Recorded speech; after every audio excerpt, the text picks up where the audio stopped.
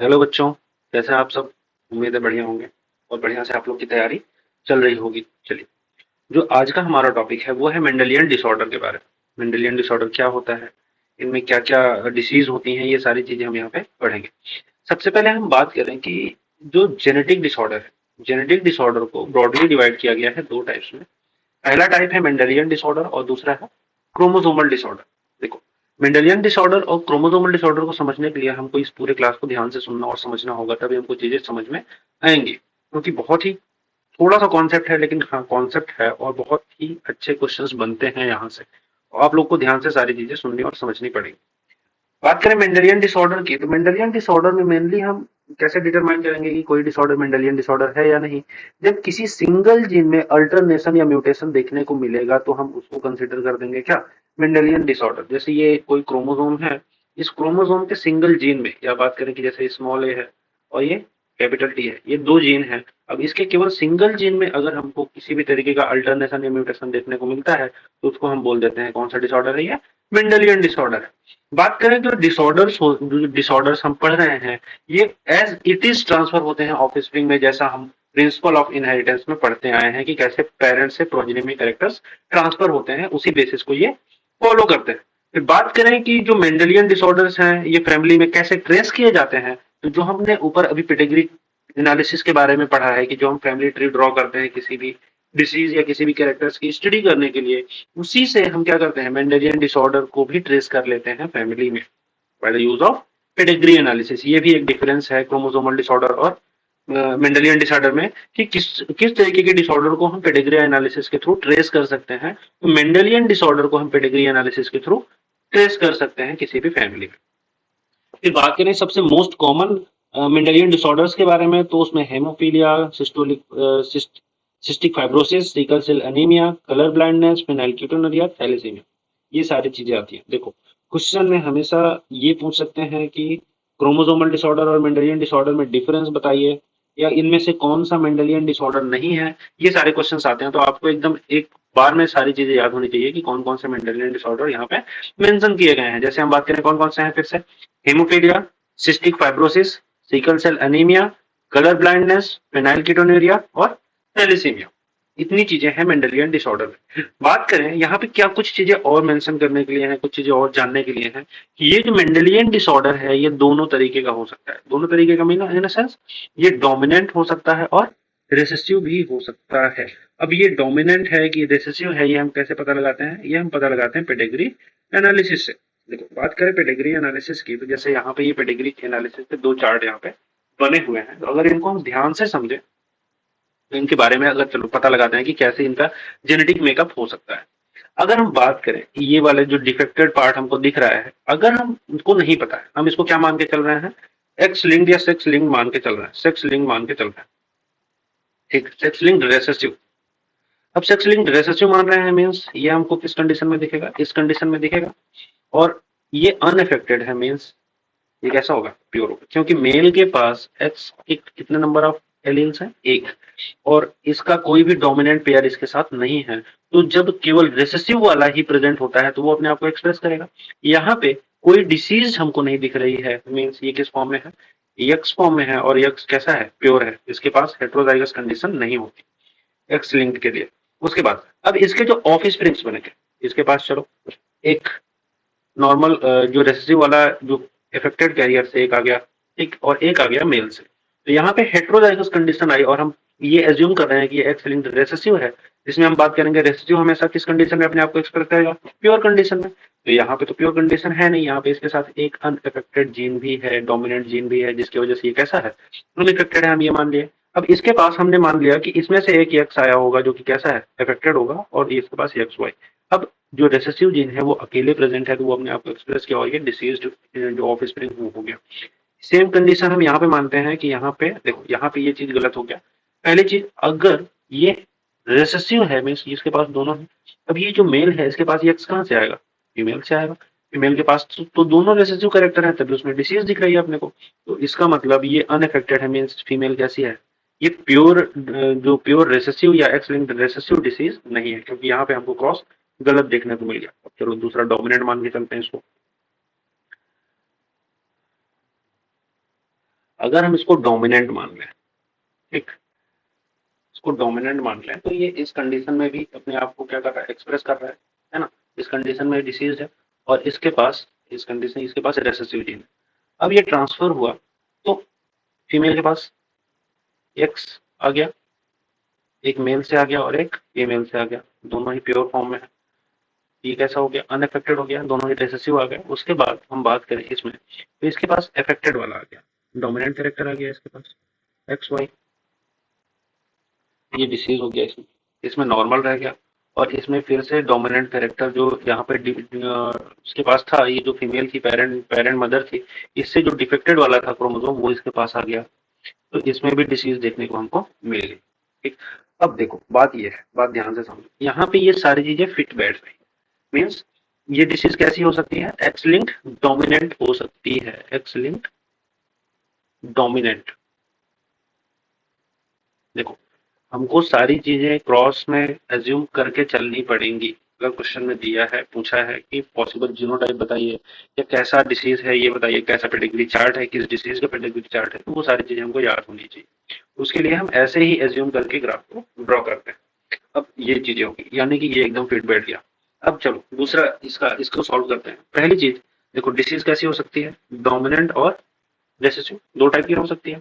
अगर parent unaffected है, parent कैसे हैं, अनएफेक्टेड है और उसके इंडिविजुअल्स अफेक्टेड है, तो डिसीज कभी भी डोमिनेंट नहीं होगी। पहली बात जितना चीज ध्यान रखना है, अगर पेरेंट्स अनएफेक्टेड हैं, उसके इंडिविजुअल्स अफेक्टेड हैं, तो डिसीज कभी भी डोमिनेंट नहीं होगी। अब रेसेसिव होने के दो टाइप से रेसेसिव हो सकती है, एक एक्स लिंक्ड रेसेसिव और दूसरा ऑटोजोमल रेसेसिव। ठीक, दो टाइप से रेसेसिव हो सकता है। अब दो टाइप में हम पढ़े तो एक्स लिंक्ड रेसेसिव होने के लिए इन दोनों को क्या होना पड़ेगा, कैरियर। अब ये तो कैरियर हो सकता है लेकिन ये कैरियर नहीं हो सकता क्योंकि इसके पास एक ही एक्स है, और एक ही एक्स होने की वजह से अगर ये कैरियर भी हुआ तो इसमें डिसीज हमको शो हो जाएगी मेल के केस में।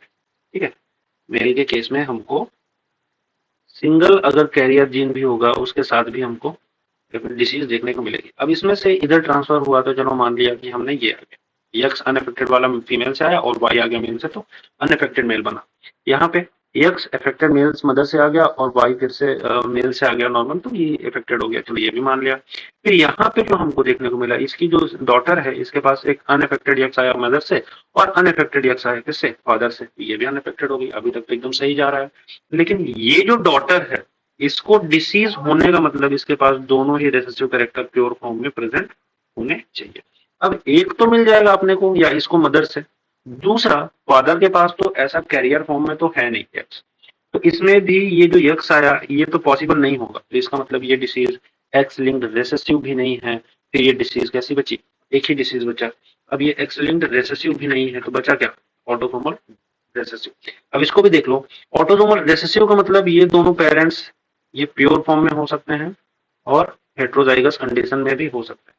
अब बात यह है कि अगर इनके जो ऑफ स्प्रिंग्स हैं वो अफेक्टेड हैं तो ये प्योर फॉर्म में नहीं होंगे, क्योंकि प्योर फॉर्म में होने का मतलब है कि गैमेट्स एक ही टाइप का बनेगा, और जब गैमेट एक ही टाइप का बनेगा और रिसेसिव गैमेट्स आएंगे नहीं तो इसके ऑफ स्प्रिंग्स अफेक्टेड हो ही नहीं सकते, पहली बात। जब ये क्या हो गए, अब इनके पास हेट्रोजाइगस कंडीशन है, हेट्रोजाइगस कंडीशन होगी तभी तो इनके गैमेट्स बनेंगे, कैपिटल ए स्मॉल ए और कैपिटल ए स्मॉल ए, तो जब इनको क्रॉस होगा तभी तो स्मॉल ए मिलकर एक रेसेसिव टाइप के इंडिविजुअल डिफेक्टेड इंडिविजुअल्स को फॉर्म करेंगे। तो ये समझना है अपने को, अपने को गैमेट्स बनाना एकदम क्लियरली आना चाहिए।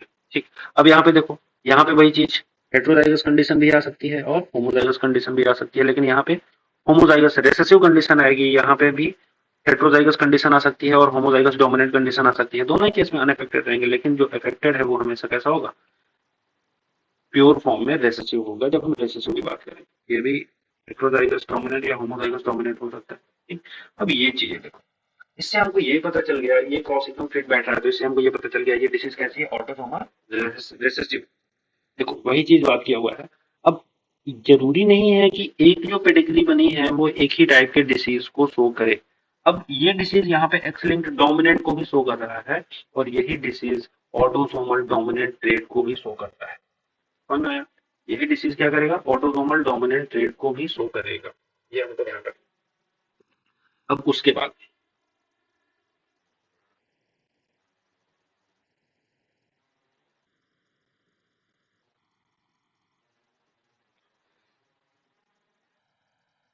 इतना हो गया। देखो, अब इसके बाद मेंडेलियन डिसऑर्डर की ओर चले, लेकिन उससे पहले ये चीज हमेशा याद रखना कि जो मायोट्रोपिक डिस्ट्रोफी है वो ऑटोसोमल डोमिनेंट डिसीज, और जो सिकल सेल एनीमिया है वो कैसा ऑटोसोमल रिसेसिव ट्रेट। इतना चीज याद होगा। फिर उसके बाद कलर ब्लाइंडनेस, जो पहला मेंडेलियन डिसऑर्डर हम लोग यहाँ पे पढ़ने जा रहे हैं वो है कलर ब्लाइंडनेस। कलर ब्लाइंडनेस की बात करें तो ये कैसी डिसीज है, ये सेक्स लिंक्ड रिसेसिव डिसीज है। कैसी डिसीज है? सेक्स लिंक्ड रिसेसिव डिसीज है। अब इस डिसऑर्डर में क्या होता है कि जो रेड और ग्रीन कोन सेल्स होती हैं आई की, उनमें कुछ ना कुछ फेल्योर हो जाता है, जिसकी वजह से आदमी जिस जो भी अफेक्टेड पर्सन होगा वो रेड और ग्रीन कलर के बीच में डिफरेंस नहीं बता पाता। अब ये होता कैसा है कि एक्स क्रोमोसोम पे कुछ जीन्स प्रेजेंट होते हैं जिनमें क्या हो जाता है, म्यूटेशन।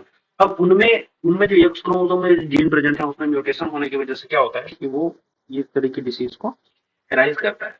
अब बात करें ये किसमें किसमें होने के चांसेस कितने होते हैं, तो मेल्स की बात करें, मेल में about 8% of the males are colour blind and only about 0.4% of females are colour blind.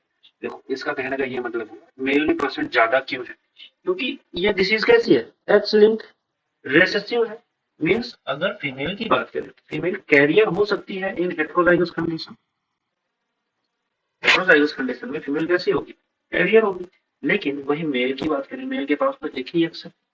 अगर इसके पास ये अफेक्टेड वाला क्रोमोसोम आया या अफेक्टेड वाला जीन आया तो ये अपने आप को एक्सप्रेस करेगा। एक्सप्रेस क्यों करेगा, क्योंकि इसको रेसेसिव, इसको सप्रेस करने के लिए कोई भी डोमिनेंट फॉर्म इसका प्रेजेंट नहीं है इसके पास। समझ में आया?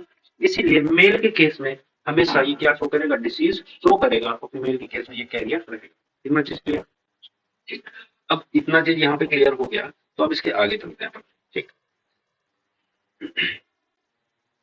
वही चीज देखा हुआ है कि जब फीमेल के पास कैरियर होगी फीमेल तो 50% चांस है कि उसके पास कलर ब्लाइंड वाली जीन हो, और 50% चांस है कि उसके पास नॉर्मल जीन हो। और इस केस में जो मेल होगा उसको डिसीज ट्रांसफर हो सकती है मदर से, जो उसका सन होगा वो अफेक्टेड हो सकता है। बहुत कम चांसेस होते हैं कि कोई फीमेल अफेक्टेड हो। क्यों? क्योंकि उसको फीमेल को अफेक्टेड होने के लिए उसके फादर को कलर ब्लाइंड होना पड़ेगा, उसकी मदर को एटलीस्ट कैरियर होना पड़ेगा। तब जब क्रॉस बनेगा तो इसमें जो गैमेट्स बनेंगे ये ऐसे बनेंगे, है ना, ऐसे गैमेट्स बनेंगे। और जब फादर का अफेक्टेड क्रोमोसोम मदर के अफेक्टेड क्रोमोसोम से मिलेगा तब जाके कहीं एक डॉटर जिसमें कलर ब्लाइंडनेस होगी वो एराइज होगी। तो ये चांसेस बहुत कम देखने को मिलते हैं अपने को। ठीक, उसके बाद बात करें हम एक दूसरे टाइप के डिसऑर्डर की जिसको हम बोलेंगे हेमोफीलिया। हेमोफीलिया कैसा डिसऑर्डर है? हेमोफीलिया भी एक सेक्स लिंक्ड रिसेसिव डिसऑर्डर है, जिसको जिसको हम क्या बोलते हैं कि एक क्वीन विक्टोरिया की डिसीज इसको बोलते हैं, queen Victoria disease. Queen Victoria क्यों बोलते हैं? क्योंकि क्वीन विक्टोरिया इससे अफेक्टेड थी, कैरियर थी, ऐसा बोल सकते हैं। क्वीन विक्टोरिया एक कैरियर थी जिनकी वजह से इनकी फैमिली में कई सारे लोगों को ये डिसीज देखने को मिली थी। अब डिसीज में होता क्या है, इस डिसीज में जो कैस्केड ऑफ प्रोटीन्स होते हैं, cascade of proteins, cascade of protein का मतलब जो प्रोटीन्स लगातार बह रहे होते हैं, इन प्रोटीन्स में कहीं ना कहीं किसी एक प्रोटीन में हो जाता है म्यूटेशन। अब इसमें म्यूटेशन होने की वजह से जो प्रोटीन ब्लड क्लॉटिंग के लिए रिस्पॉन्सिबल है उसके फॉर्मेशन में आ जाती है दिक्कत। अब हल्का से भी कट लगने पे जब वो प्रोटीन नहीं बनेगी जो ब्लड के फ्लो को रोकेगी, तब क्या होगा, तब वहां पे ब्लड बिना रुके बहता रहेगा। यही चीज यहाँ पे लिखा हुआ है, ये देखो। In this disease, the single protein that is a part of the cascade of protein, है ना, कैस्केड यानी कि झरने की बात करते हैं, उसके प्रोटीन में जो कैस्केड ऑफ प्रोटीन है उसके सिंगल पार्ट में या सिंगल प्रोटीन में चेंज होता है, जिसकी वजह से जो ब्लड होता है वो नॉन स्टॉप बहने लगता है।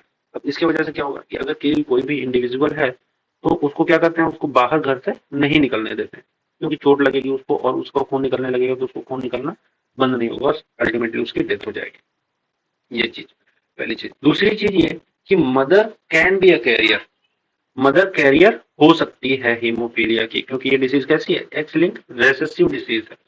तो mother can be a carrier, लेकिन अगर ये डिसीज या अफेक्टेड क्रोमोसोम फादर के पास जाएगा तो they will always be haemophilic.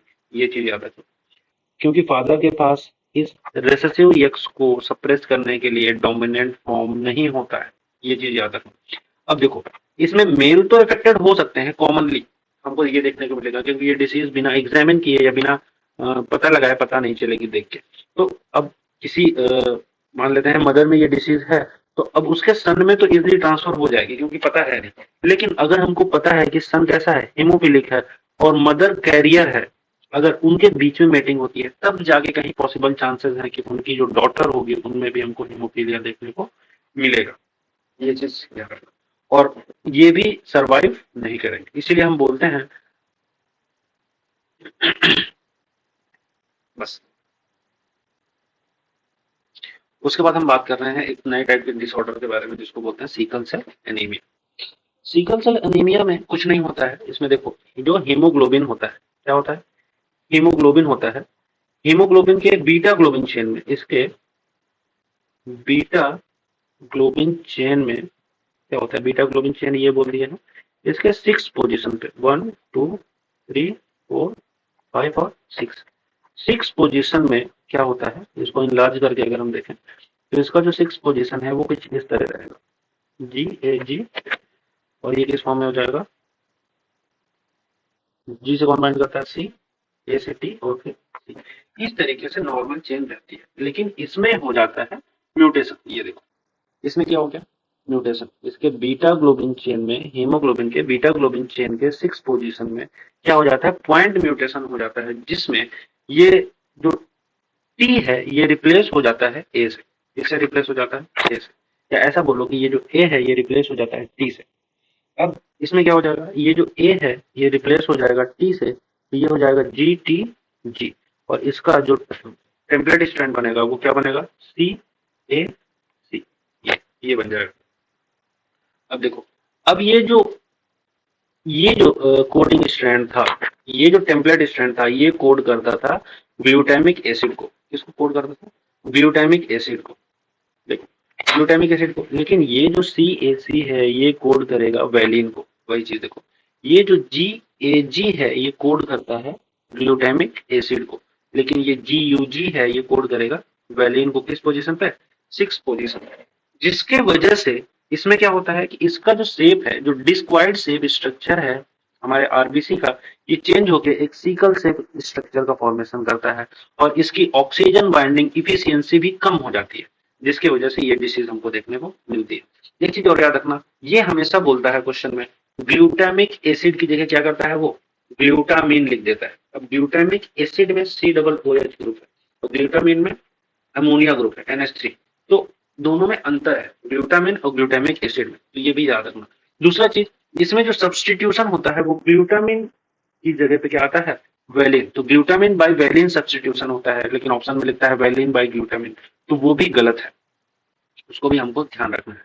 बस बाकी चीजें यहाँ पे वही बता दिया मैंने कि यहाँ पे म्यूटेशन हो जाता है, इसमें हेमोग्लोबिन के मॉलिक्यूल पॉलीमराइजेशन हो जाता है उनमें अंडर लो ऑक्सीजन टेंशन की वजह से, और वहां पे उसका शेप चेंज हो जाता है आरबीसी का। इससे बाई कॉन्केव डिस्क स्ट्रक्चर से वो किसमें कन्वर्ट हो जाता है, इलोंगेट सीकल लाइक स्ट्रक्चर में कन्वर्ट हो जाता है। ये उसका स्ट्रक्चर यहाँ पे बना हुआ है, लोग देख सकते हैं, है ना।